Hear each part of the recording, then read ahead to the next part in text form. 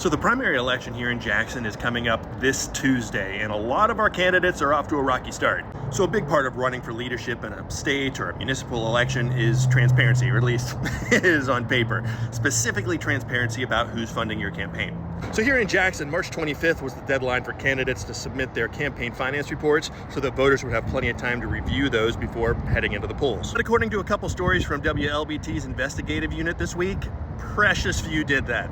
Now, it's worth mentioning real quick that if someone is an independent or if they're running unopposed, they aren't required to submit that report just yet. So folks like City Councilman Ashby Foote, who gave me a hell of a stink eye from the mayor's float on Saturday, isn't required to submit his until a little bit closer to the general election. And I'm particularly interested in seeing that one. But for the ones in the primary this Tuesday, it is a requirement. And it's a requirement that a whole lot of candidates, including our current mayor, ignored. In fact, of that huge group that's running for Jackson mayor, only 4 Democrats submitted that report. 0 of the Republican candidates did. And it's the same story with the city council race. Precious few candidates submitted their reports on time.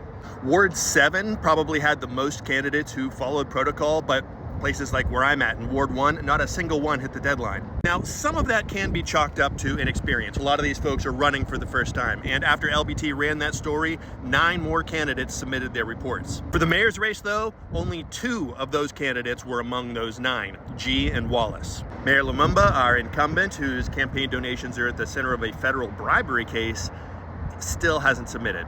So during a time when corruption is at its highest, viewer confidence in our leaders is at its lowest, and voter apathy is soaring, this certainly isn't the foot that we need to be leading with.